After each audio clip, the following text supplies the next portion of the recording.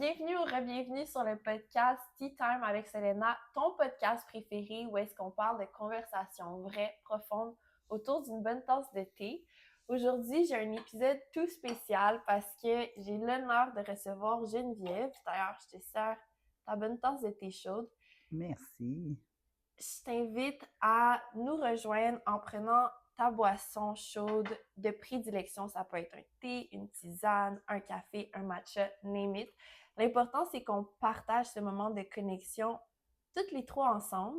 Puis aujourd'hui, on va vraiment spill the tea parce que Geneviève, elle a toute une histoire à nous raconter. Elle a tout qu'un parcours de vie. C'est à la fois un épisode qui est inspirant, motivant, mais surtout empreint d'espoir. Donc, Geneviève, merci d'avoir accepté mon invitation. Et mais je t'invite à te présenter et à déjà tu peux dire de où on se connaît, comment tout s'est fait, puis on va y aller. Salut, je m'appelle Geneviève Jacob, j'ai 44 ans. J'ai rencontré Solena en 2022 dans une petite retraite spirituelle de méditation, une genre de formation. Puis on a connecté là, on a parlé de remise en forme. Je pense qu'elle a appris à me découvrir. On a fait un petit parcours ensemble. Elle a demandé de l'aide pour mes services. Oui, dans le temps que je commençais à m'entraîner au gym, en fait, c'est grâce à Geneviève dans un sens que je me suis remise en forme officiellement, aller au gym, puis tu sais que je prenais ça plus au sérieux, mettons, parce que je savais que je voulais aller au gym, puis j'aspirais à devenir une gym rat. Puis, tu sais, je me considérais comme en forme, mais je trouvais ça intimidant d'aller dans un gym sans savoir qu'est-ce que j'allais faire, sans être appuyée par quelqu'un qui me dit, OK, ben, tu sais, pour maximiser ta masse musculaire, tu peux manger telle chose. Puis là, comme on s'était rencontrés dans un contexte très spirituel de méditation, je savais que tu allais avoir une approche totalement différente que n'importe quel autre coach que j'allais engager, là. Donc, Mais merci. En tout cas, j'étais très contente, très fière de ton parcours aussi. Je suis très contente que tu m'aies invitée pour ton podcast Spill the Tea. Ça va être Tea time. Tea time. Fait que c'est le podcast Tea Time.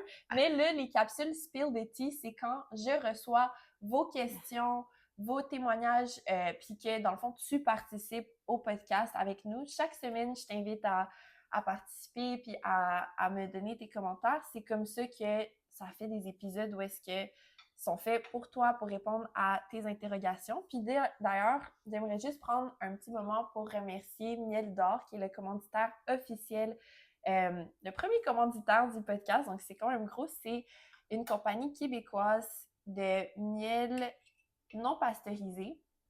Et puis, ben, le miel, honnêtement, c'est un bon sucre. Je pense que Geneviève pourrait en témoigner. En tant que coach sportive, le miel, c'est Oui, dur à battre, hein.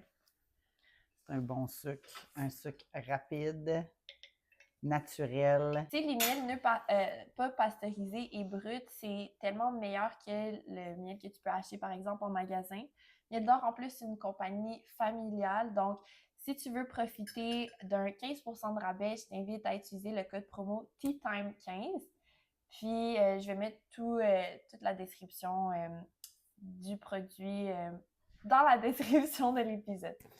Donc, bref, Geneviève, parle-moi de toi, parle-moi de ton histoire parce que tu es une femme très inspirante pour moi parce que je te vois comme quelqu'un qui est passé vraiment de l'ombre à la lumière.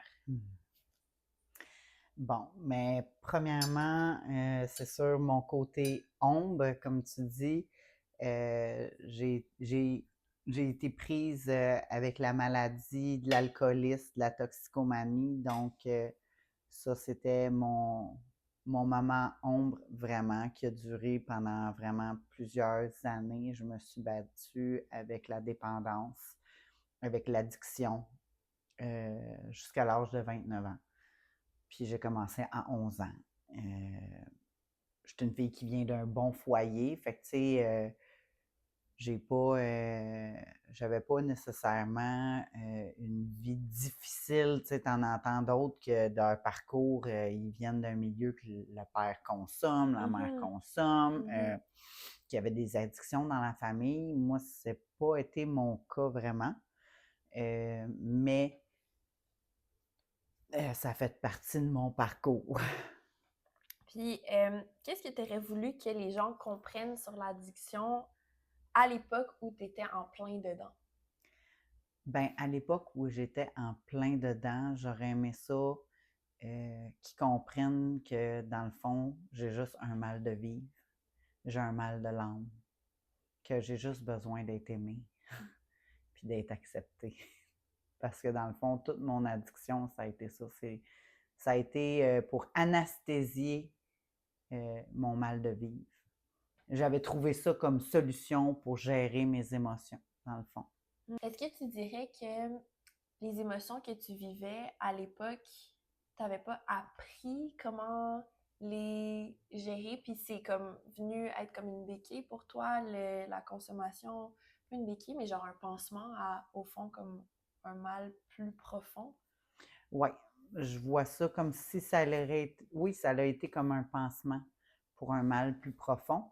Puis au début, je pensais pas de faire carrière dans la toxicomanie, je pensais pas de me rendre aussi loin que je me suis rendue. C'est jamais quelque chose qu'on se disait, hey, moi dans la vie, je vais devenir une craquette, là. Ben non! Ça me tente, là, vraiment, yes! Tu sais, ça a pas. Ça s'est fait graduellement, insidieusement. Puis plus j'avais honte de moi, plus j'avais des comportements qui allaient à l'encontre de mes valeurs à cause de la consommation, plus c'était un cercle vicieux qui m'amenait à consommer plus parce que là, j'avais honte, je n'étais pas fière. Là, je me sentais coupable, là, je regrettais. Et puis là, la consommation prenait de l'ampleur de plus en plus. Puis au début, c'était juste curiosité, comme ah, c'est le fun, ça. Ah, la première petite peine d'amour. Ah, un six-pack à paille, je ressens plus de peine. Fait que moi, j'ai acheté ça là. Puis après ça, c'était comme une raison facile, si je vivais quelque chose de désagréable, d'aller vers la consommation. Hmm. Puis est-ce qu'il y a un moment déclencheur où tu t'es dit, si je continue, là, je reviens pas? Oui, c'est sûr que la maladie est comme progressive. Tu sais, au début, c'était de temps en temps. Je faisais beaucoup de sport, fait que j'avais pas nécessairement le temps, tout le temps de consommer. Mhm. Ça m'a tenu à l'écart, mais plus ça progressait, à un moment donné, j'ai arrêté de faire du sport, de la compétition, puis ça a juste dégringolé de plus en plus. Le fuck-off, il a embarqué pour de vrai, puis la consommation prenait toute la place. Puis à la fin, c'est sûr que ça m'a pris un bas fond. Puis dans mon bas fond, ben c'est ça. C'était rendu jour et nuit. Je consommais des drogues dures. Puis j'étais incapable d'arrêter. Puis si je tombais endormie, c'est parce que. C'est pas parce que je voulais m'endormir, là. C'est parce que là, oups, ça fait trop de jours que je suis debout. Là. C'était rendu ça. Fait que oui, à un moment donné, c'était comme OK, si je continue, je vais mourir de ça. Là. Mm. Puis, qu'est-ce que ça fait réellement être dépendante? Genre, c'est quoi la réalité que les gens ils voient pas? La réalité que les gens ne voient pas, les gens, ils pensent que c'est une question de volonté. Mm. Les gens, ils pensent, ah ben, tu sais, la personne a juste à arrêter, là. C'est facile, là. Tu décides d'arrêter, c'est tout. Oui, il y a un côté d'un peu euh, de volonté, mais non. À un moment donné, l'addiction, c'est plus fort. C'est une obsession mentale doublée d'une allergie physique. Quand tu dis allergie physique, qu'est-ce que tu veux dire par là? Que ton corps réagit. Ça veut dire que l'alcoolique qui est vraiment rendu au stade d'alcoolique sévère, parce Mhm. que tu as plusieurs stades d'alcoolisme, mais celui qui est atteint de delirium tremens, son, son corps en tremble s'il est en manque d'alcool. L'allergie physique est là. Quelqu'un qui va consommer, ceux qui connaissent ça, là, la coke ou le crack, quand tu appelles ton pusher, t'attends qu'il arrive, là, tu as une envie de chier qui te pogne littéralement, tu as envie de faire caca, tout de suite, quand tu sais que ça s'en vient, là, ou avant ta puff, Ah ton ouais. corps, il réagit. Fait que tu as vraiment une réaction allergique physique. Puis je dis ça aussi dans le sens, parce qu'une fois que tu consommes, tu n'es plus capable d'arrêter. L'allergie physique, c'est que tu n'es plus capable d'arrêter une fois que tu as commencé. Une fois que tu es vraiment en prise avec la maladie. Quelqu'un qui n'est pas en prise avec la maladie, qui n'est pas alcoolique, il va être capable de boire, puis se dire, ben pendant 2 semaines, un mois, je ne toucherai pas un verre et ça ne va pas le déranger. Tu n'es pas obligé de prendre des quantités énormes, mais si, mettons, prendre ton verre de vin à tous les jours, ben tu n'es pas capable. Ah, me semble, ça me fait, tu sais, ça me fait relaxer. Ouais. Ah, me semble, après des comprès. Mais tu n'es pas capable de le sauter, ce verre-là, mais tu as peut-être un problème d'alcool.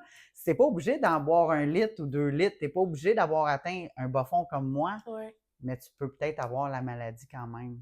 Fait que si je comprends bien, c'est automatiquement que tu as une réaction physique et que tu as de la misère à pas arrêter de consommer, que là, tu peux être considéré comme ayant la maladie de l'alcoolisme.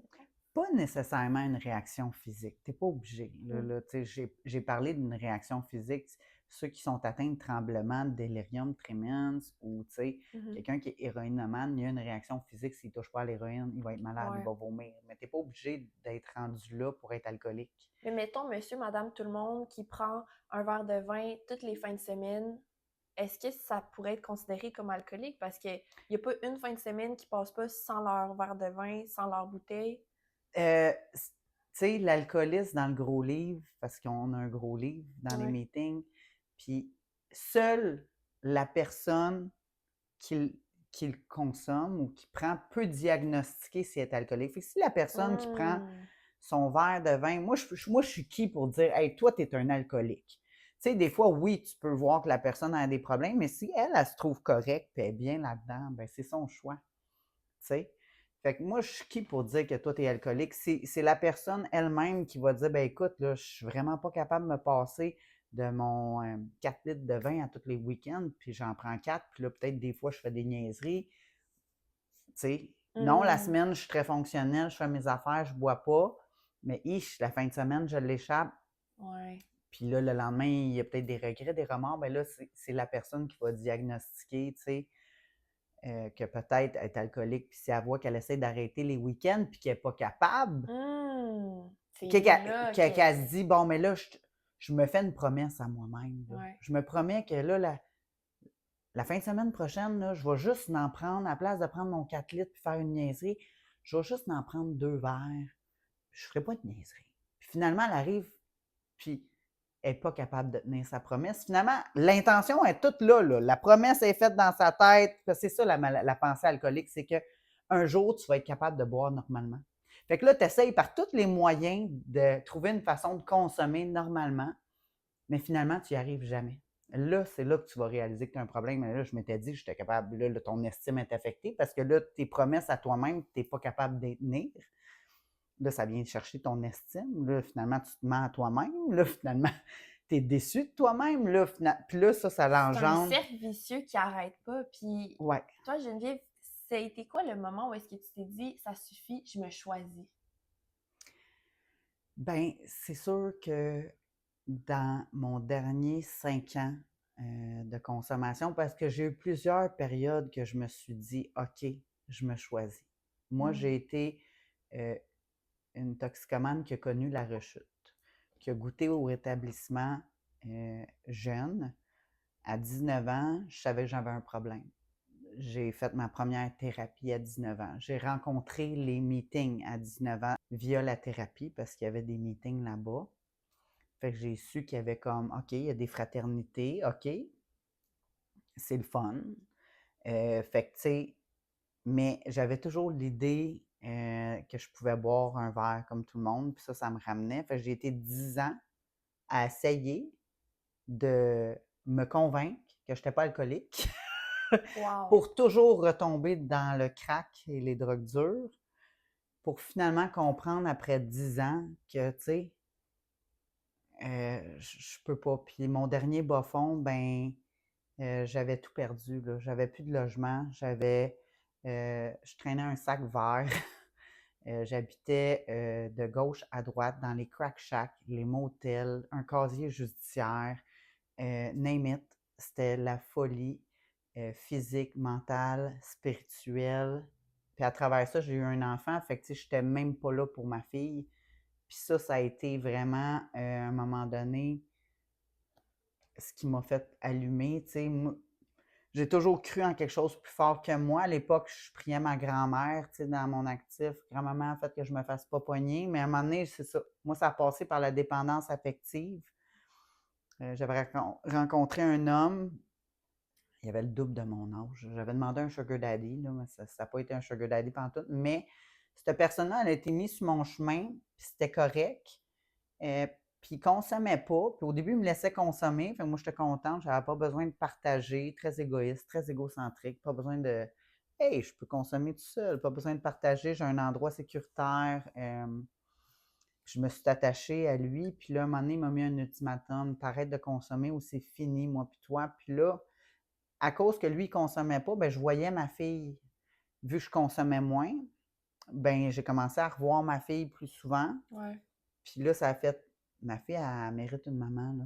Elle mérite pas qu'est-ce qu'elle vit en ce moment. Puis là, j'ai comme décidé vraiment d'essayer pour la 10e fois. Parce que ça faisait à peu près 10 ou 11 thérapies. Pourquoi j'ai pas réussi avant? Ben, t'as pas appliqué les affaires, t'as pas appliqué les étapes dans les meetings. Toutes les fois que tu as essayé de te rétablir, j'ai fait ça à la manière à Jen. La manière à Jen, ben, elle marche pas. C'est pas la manière à Jen. Les 12 étapes, ils ont fonctionné pendant des années. Ça fait quasiment 100 ans que ça existe, depuis 1935. Puis ça a fonctionné pour des milliers de personnes. Essaye donc, qu'est-ce qu'ils disent.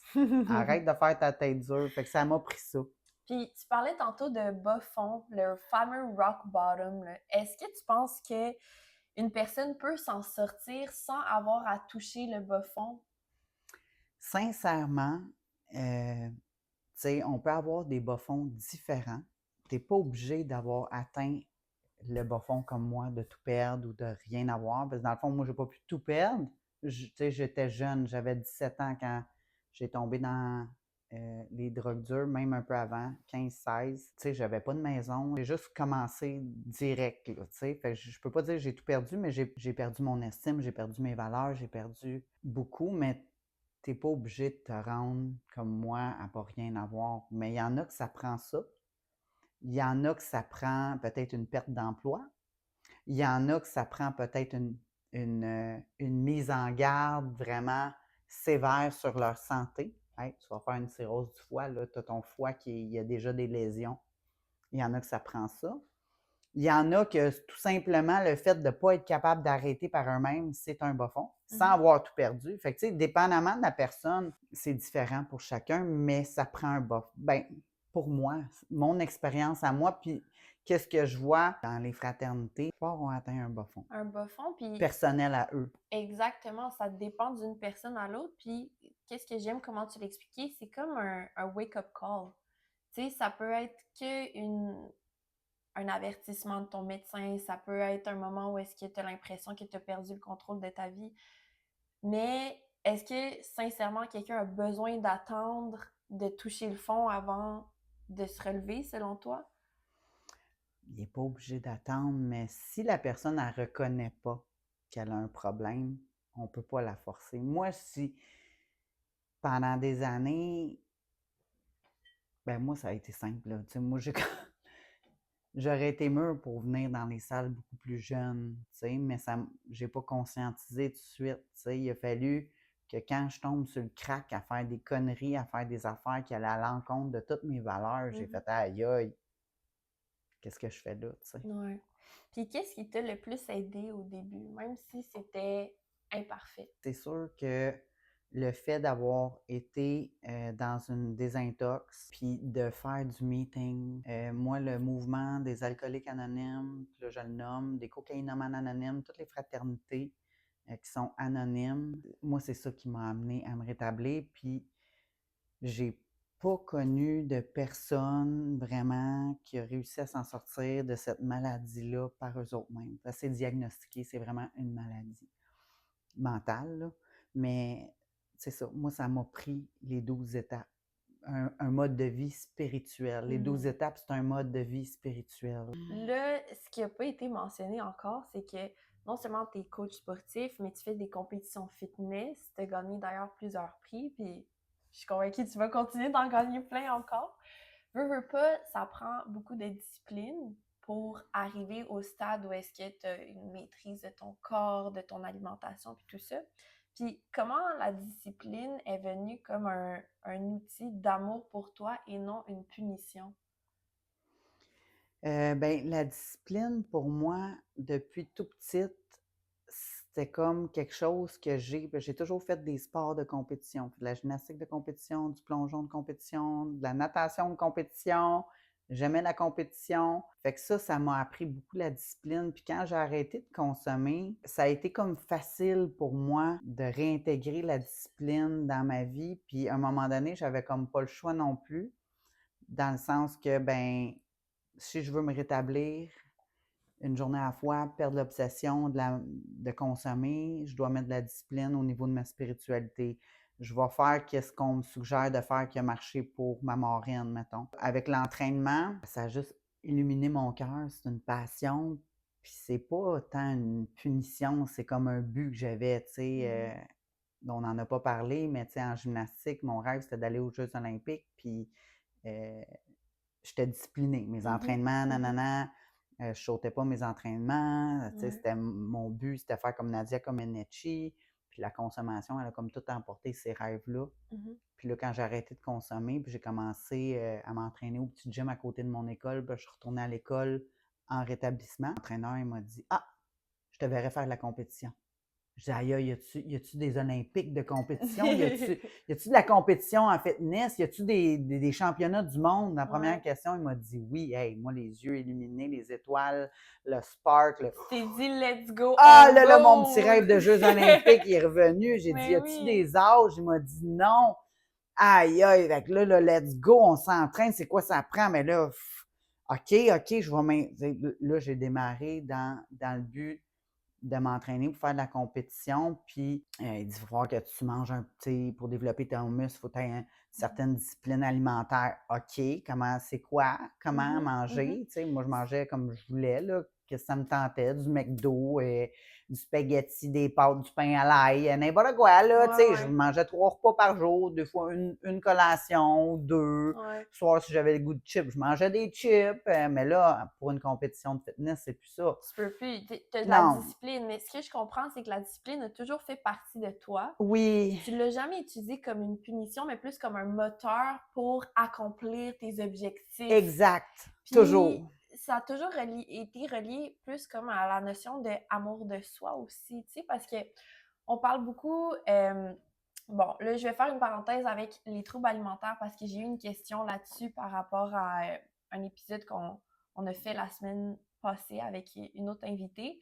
Puis la question, tu sais, c'était comment ne pas tomber dans le cycle des troubles alimentaires. Parce que surtout quand on parle de fitness, il y a tout un cycle que certaines personnes, malheureusement, ils rentrent dedans de on s'entraîne, on est discipliné, on fait tellement attention à tout ce qu'on mange qu'au final, il y a comme un développement d'orthorexie, anorexie, boulimie, parce que la discipline, c'est plus comme un moteur fait pour amour de soi. C'est comme la discipline, c'est une punition. Tu sais, ah, OK, ben, j'ai trop mangé, je vais aller m'entraîner.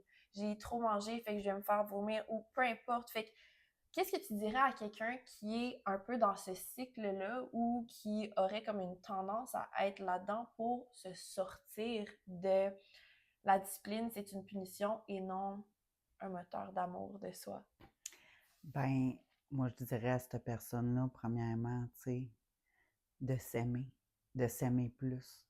Parce que, d'avoir ces pensées-là que, ben là, si je mange ça, ben là, il faut que j'aille m'entraîner 4 heures, il faut que je fasse 4 heures de cardio, ben j'ai trop mangé. Ou, la personne qui est boulimique, ben, à quelque part, elle ne s'aime pas assez. D'avoir une relation saine avec la nourriture, d'avoir un équilibre. C'est pas facile.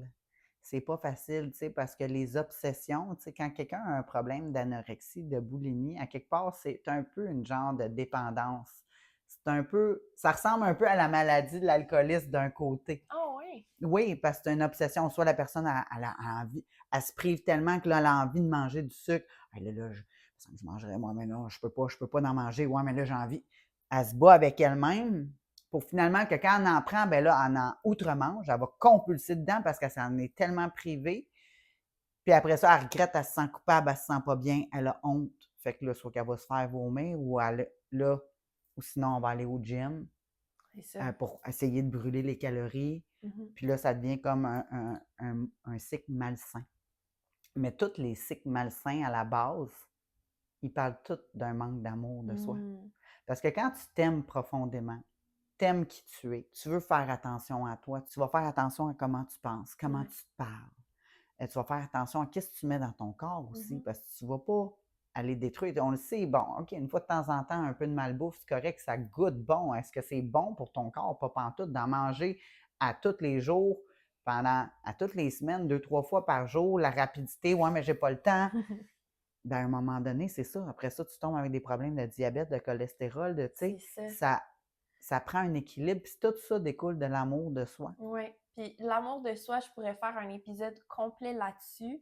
D'ailleurs, j'en ai parlé amplement quand j'avais plus le podcast Fréquence Lumineuse. Je t'invite à réécouter les épisodes que j'ai fait là-dessus, mais si c'est quelque chose qui t'intéresse pour savoir comment s'aimer concrètement, quelle action concrète tu peux mettre en place, laisse-le-moi savoir. Tu peux m'écrire un message privé sur Instagram ou même en commentaire. Ça va me faire plaisir de dédier un épisode juste là-dessus parce que je pense qu'on n'en parle pas assez de l'importance de l'amour de soi. Tout part de la relation qu'on a avec soi-même, veut pas, puis ça va découler de qu'est-ce qu'on va accepter dans notre vie, comment on va agir, comment on va réagir ou non, tu sais, fait que c'est ce genre de conversation-là qui allume ma petite flamme intérieure, là. Mais comment tu t'es reconstruit émotionnellement après avoir vécu tout ton lot d'aventures, d'expériences, tu sais, fait que c'est quand même toute une reconstruction de soi, Oui, là. oui, ça a été long. Je suis encore dans la reconstruction. C'est un processus. Je pense que ça dure toute une vie. Mais tu sais, tranquillement, avec les 12 étapes, avec le mode de vie spirituel, en appliquant les principes de base, parce qu'au début, j'appliquais ça, mais je ne les vivais pas tant que ça. Je l'appliquais parce que j'étais en mode survie. J'applique ça, sinon je retombe, je risque de retourner consommer. Ils me disent de faire ça, OK, je vais le faire, c'est une question de vie ou de mort, ben, je retourne me consommer, je vais mourir. Mm. Ben, j'étais rendu là à la fin. Puis, je veux pas mourir, j'ai le goût de vivre. Fait qu'au début, c'était comme, je m'imposais ça. Puis, tu sais, tranquillement, ben, avec l'aide, le support des personnes dans la fraternité, dans le mouvement des AA, ma marraine, les amis que je me suis faite aussi. C'est comme une petite famille, tu sais. Euh, Ils m'ont guidé dans mon programme, tu sais. À un moment donné, tu fais un ménage intérieur de toute ta vie qui t'amène à te pardonner, qui t'amène à prendre conscience où sont tes réactions, tes trigger points, tes défauts de caractère, tes déficiences, comment que ton ego il se manifeste. Et avec le temps, qu'est-ce qui se passe? C'est que ton ego se raffine. Il devient plus sneaky parce que là, Mm. tu es rendu plus conscient. Ouais. Fait que, tu sais, tu peux même tomber dans l'ego spirituel Ah aussi. oui. Fait que, tu sais, Je suis tombée dedans assez longtemps. fait que c'est tout ça. Fait que la reconstruction, tu sais, j'en ai pour ma vie à me Oui. reconstruire parce que je ne serai jamais parfaite. Mm. Puis il y a des blessures qui sont en moi, qui sont plus profondes que d'autres, comme l'abandon, le rejet dans mon cas, tu sais, vu que j'ai été adoptée bébé. Euh, il y a des blessures de trahison que j'ai vécues, que je n'étais même pas consciente d'avoir vécues. Puis ça, j'ai compris ça. Oh! Ah, petit il, y a, chat! il y a Grisou qui vient t'apporter un support. Mais Ah, c'est magnifique ce que tu dis parce qu'effectivement, c'est le travail d'une vie de se construire, reconstruire émotionnellement. Puis tu sais, au final, la réalité, tu le dis, c'est que il n'y a pas un moment où est-ce que tu vas te dire OK, ça y est, j'ai fait tout le travail personnel, je suis guérie, tu sais. Non. Il y aura toujours des nouvelles façons que ton ego va se remettre en chemin, essayer de te jouer des tours. Puis c'est ça l'importance du partage et de la connexion avec les gens parce qu'on est tous les miroirs les uns des autres. Il y a toutes des façons dont l'autre va venir t'activer et faire en sorte que ça déclenche des réactions émotionnelles. Puis là, la beauté dans ton partage, c'est que t'es dans la conscience, t'es dans l'observation. Lui, je pense qu'il m'aime. Oui! Il ronfle. Il est tout mignon, Grisou. Pour celles qui nous écoutent et qui ne voient pas la vidéo, là, je t'invite à moins que tu conduis, mais regarde la vidéo parce que tu vois Grisou qui est sur Geneviève et qui est vraiment confortable. C'est Il aime vraiment cute. mon énergie. Mais oui, il Oui, vient s'apaiser. il Mais ronronne. maintenant, on va parler un petit peu plus de toi en tant que coach fitness, bodybuilder. Est-ce que pour toi, le fitness, c'est comme un pilier dans ta guérison? Oui, d'un côté, l'entraînement, quand j'ai commencé, oui, par passion, mais j'ai vu aussi que ça m'aidait à gérer mon stress. Ça m'a aidé à gérer des périodes difficiles dans mon rétablissement parce que c'est pas parce que tu te rétablis que tu arrêtes de consommer, que la vie t'amène pas des épreuves, que tu vis pas des choses difficiles, que il y aura pas des événements qui vont venir te bousculer, là, que tu sais. Fait que l'entraînement, ça a comme été un peu une manière aussi de gérer mes émotions quand j'avais de la peine, si j'avais de la colère, si je vivais un deuil, c'était comme OK, on s'en va s'entraîner, ça va te faire du bien. Et c'est magnifique parce qu'à la base, tu sais, une des raisons pourquoi tu t'étais mis à accrocher à l'alcool, c'était pour la gestion de tes émotions. Puis là, tu as trouvé une façon saine de venir canaliser toute cette énergie-là émotionnelle vers un entraînement. Oui, C'est magnifique, là. oui, oui, oui. Mais là, j'ai appris que l'entraînement n'est peut-être pas le meilleur catalyseur non plus. Non? Comment ça? Euh, Parce que des fois, l'émotion ne part pas nécessairement après un gym. Fait que là, la vie est en train de me montrer comment m'asseoir et d'accueillir l'émotion et de respirer dans le mal-être et de donner de l'amour à mon mal-être. Hey, moi, la tendance normale, quand je vis un mal-être, c'est je veux qu'il s'en aille le mal-être. Qu'est-ce qu'il faut que je fasse là? J'ai de la peine. OK, OK, là, je vais méditer, je vais prier, OK, je vais écrire, je vais faire une action pour que ça s'en aille. Je veux que ça s'en aille. Mais là, la vie est en train de me montrer que non, Jen, assis-toi dedans puis respire. Ouf! Aïe, aïe, aïe, aïe. Aïe, aïe, c'est le cas de le dire. Il y a des fois où est-ce que je me retrouve beaucoup dans ce que tu dis, là. Il y a des émotions qui ne partent pas. Peu importe l'action que tu veux faire pour te changer les idées, c'est une distraction. Puis je pense que là, on est rendu à ce stade-là, toutes les deux, là, d'accepter que l'émotion est là, puis qu'il faut la ressentir pour la libérer. Puis ça, c'est l'affaire la plus inconfortable parce qu'on est non seulement dans une société full de distractions, tout va vite, on veut que tout se règle rapidement. Il suffit qu'on ait un questionnement, un problème, on prend notre téléphone, on demande à ChatGPT, puis c'est réglé. Avec nos émotions, c'est pas la même chose. On ressent quelque chose, on ressent une peine, une tristesse, un chagrin. Plus on va essayer de l'atténuer, plus ça va s'intensifier, puis même ça peut se stocker là, dans le corps. Fait qu'il faut le libérer, puis il y a des exercices somatiques qui existent, la danse, le breathwork, puis oui, c'est sûr, ça peut aider à apaiser, mais parfois, là, il n'y a rien de mieux que de s'asseoir, respirer, puis se permettre, par exemple, de pleurer, de crier, de vivre cette émotion pleinement pour que ça soit libéré, mais sans nécessairement attacher une histoire à ça.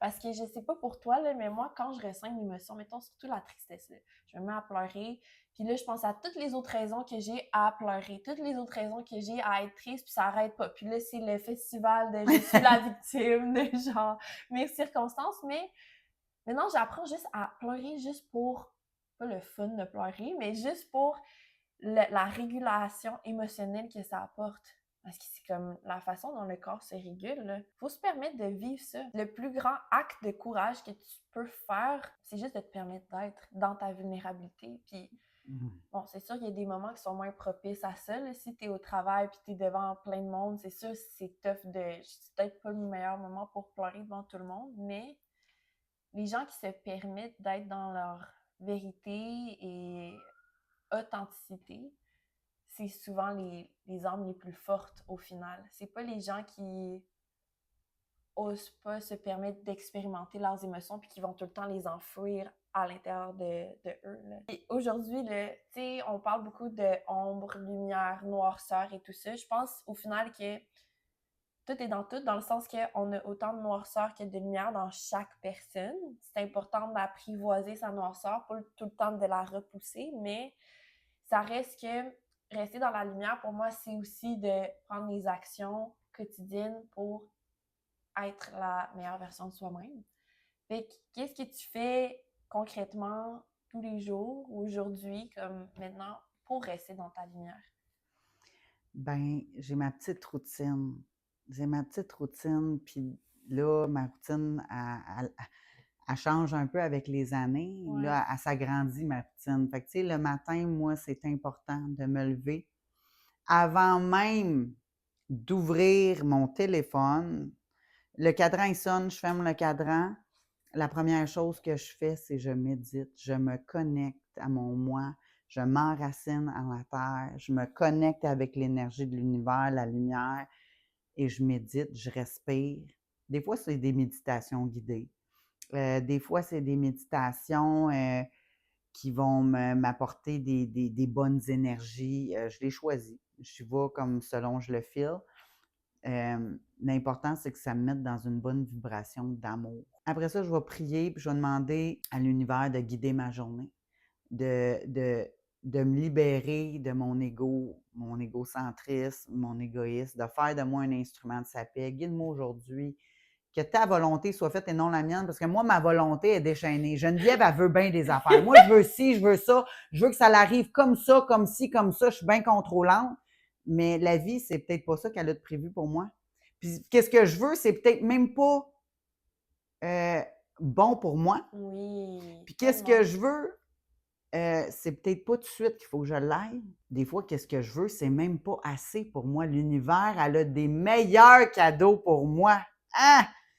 Fait que, tu sais, ça, c'est à tous les jours ma réflexion quotidienne. J'ai un livre, Lâcher prise de Mélodie Botti. J'ai mes réflexions aussi avec les fraternités AA qui me rappellent aussi. Fait que ça, à tous les matins, je le lis. Fait que tu te connectes au grand tout, tu te connectes au moment présent, tu te connectes à toi, à une force supérieure, puis c'est ça qui te permet de t'ancrer dans ta journée, de Oui. rester dans la lumière, puis tu continues d'entretenir ton hygiène spirituelle jour après jour. Et ça, n'importe quand dans la journée aussi, si à un moment donné, je perds ma lucidité, OK, pas parce que j'ai consommé, mais il y a un événement qui vient déranger ma paix, mettons, je vais plus perdre ma paix, Ouais. OK?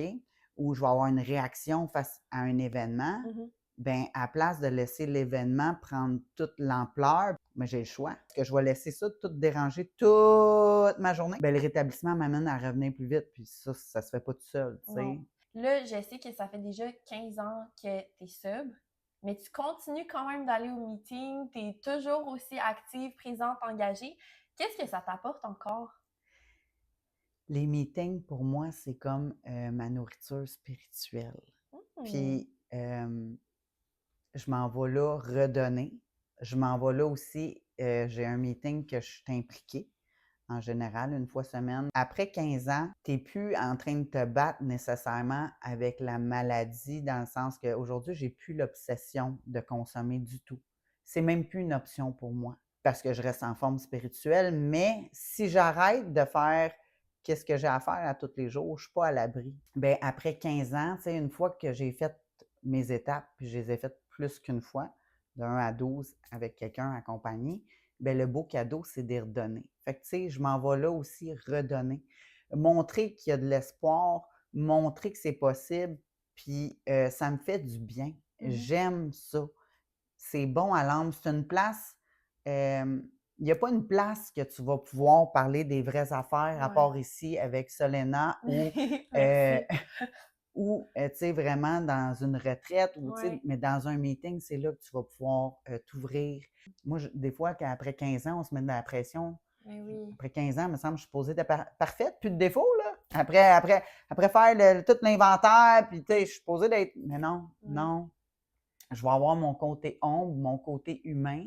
Je l'appelle mon petit côté humain, mais il va me suivre toute ma vie. Il y a des Mais défauts qui oui. vont s'en aller rapidement. Il y en a d'autres qui font partie de moi, puis ils vont juste s'améliorer. Je vais m'en rendre compte plus rapidement si je vais rester dedans moins longtemps. Ouais. Ça m'amène à une conscience. Fait que c'est le beau des meetings, c'est le beau du rétablissement. Thank God qu'il y ait des espaces comme ça qui existent parce que, tu sais, malheureusement, je pense qu'il y a beaucoup de personnes qui souffrent d'isolement, qui n'ont pas nécessairement toujours ces espaces-là pour parler avec les autres, mais j'aimerais juste que les gens qui écoutent, ils sachent qu'il y a des ressources gratuites qui existent pour parler avec des gens, des intervenantes. Il y a toujours une oreille attentive pour toi, no matter what, tu sais. C'est juste à toi de lâcher ton ego puis de demander de l'aide. Je pense que c'est l'affaire la plus difficile. J'ai 3 dernières questions pour toi, puis c'est des questions plus pour les auditeurs, donc ça va être fait partie de la capsule Spill the Tea. Donc, Geneviève, es-tu prête de spill the tea? I am ready. Spill that tea, girl. Fait que, qu'est-ce que tu dirais à quelqu'un qui pense qu'il ou elle n'est plus récupérable, que c'est une cause perdue? Puis là, on parle non seulement, tu sais, problème de consommation, mais ça peut être aussi d'autres choses. Une situation où est-ce qu'il y a toujours des partenaires toxiques, toujours la même histoire en boucle, puis la personne se tape sa tête, elle se dit « Mon Dieu, pourquoi je refais tout le temps les mêmes erreurs? Pourquoi je suis là-dedans? Il me semble que je suis une cause perdue. » Qu'est-ce que tu lui dirais? De ne pas abandonner. De te donner de l'amour. Sois douce avec toi. T'es pas une cause. Moi, je pensais que j'étais une cause perdue. Je pensais que j'étais irrécupérable. Je me suis dit, j'ai tout essayé les thérapies possibles, ça n'a jamais marché. Mais je n'ai pas abandonné l'espoir qu'à un moment donné, ça allait changer. Qu'à un moment donné, j'allais réussir. J'ai jamais abandonné ça. Puis, j'ai fait des actions nécessaires aussi à un moment donné. J'ai été demander de l'aide. J'ai mis de l'humilité. Je ne suis pas capable tout seul. Je ne suis pas capable de me sortir, de le nommer. De le nommer. Là, ça là, je ne suis pas capable. Je ne sais pas quoi faire. Je me sens comme irrécupérable. Puis en le disant à un autre être humain, en le disant à une autre personne, de le verbaliser, bien souvent l'univers va faire « Ah, je vais t'envoyer des gens. » Ah, tu le sais pas. Tu sais, à la personne à qui tu vas le dire, ben, elle va peut-être avoir vécu la même situation que toi, puis elle va te dire comment elle s'en est sortie. Parce que l'univers n'est pas distrait. Non. Il va te répéter la même leçon jusqu'à temps que tu comprennes, mais tu peux d'en parler, puis juste de le dire, écoute, ça, là, c'est une problématique, je ne suis pas capable de m'en sortir, je ne sais pas comment, puis tu vas voir la magie de prier. Demande de l'aide à l'univers. Si tu n'y crois pas, essaye-les, tu verras. Ensuite, deuxième question de Spill the Tea. C'est quoi la première mini-action réaliste qu'une personne peut faire pour briser un cercle vicieux, là? C'est juste une action concrète qu'une personne aujourd'hui peut faire pour se sortir de La dépendance. Ouais. Ben, la première action concrète pour se sortir de la dépendance, c'est de le dire que tu as un problème de dépendance, de demander de l'aide, de peut-être faire un coup de téléphone si tu n'es vraiment pas capable d'arrêter par toi-même, de regarder la liste de meetings, d'aller faire un premier meeting, de demander à un ami qui t'accompagne au pire si tu as trop peur, puis tu connais personne, puis c'est intimidant, mais hey, tu voudrais-tu, j'ai besoin d'aide, je ne suis pas capable d'arrêter de consommer. Puis à partir de là, ben, au meeting, les gens vont l'accueillir avec plein d'amour. Puis le reste va se faire tout seul. Oh, j'aime ça. Dernière question, si tu pouvais parler à la version de toi qui était encore pleinement dans la dépendance, dans ses noirceurs et en mode survie, là, tu sais, tu lui dirais quoi? Ouf, c'est une question profonde, hein? Ta pause, puis je viens tout ému. Je dirais, je t'aime, Jen. T'es pas abandonnée. Je t'abandonne pas. Je suis là. Je pense que ça serait juste ça. T'es belle. tu es capable. Je pense qu'il y a une partie de moi qui ne croyait plus en elle, tu sais, dans les moments que j'étais dans ce désespoir-là.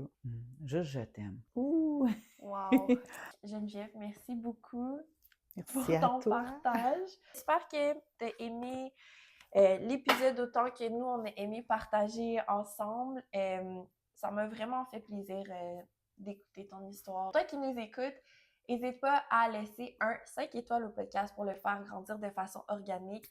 Laisse-moi des commentaires, écris-moi un message sur Instagram, ça fait toujours plaisir de vous lire. Geneviève, c'est où qu'on peut te retrouver sur les réseaux sociaux? On peut me retrouver sur Instagram, genfit_-1. Ma petite photo, c'est moi en compétition de bikini. Sinon, sur ma page Facebook, Fitness Gen Action, ou encore sur mon autre page Facebook, Geneviève Jacob, ou même sur TikTok aussi. Je pense que je ne vais pas souvent sur TikTok. Je vais une fois de temps en temps poster. Et même sur LinkedIn, je suis un peu partout. Bon, ben parfait. Je mets tous les liens de tes réseaux sociaux dans la description de l'épisode pour rejoindre Geneviève, l'engager pour coach personnel ou autre. C'est une âme qui gagne à être connue. Puis je pense qu'après cette histoire-là, je comprends pourquoi je la recommande autant. Donc, merci encore. Gratitude pour toi. Gratitude pour toi qui nous écoutes. Au prochain épisode. Merci.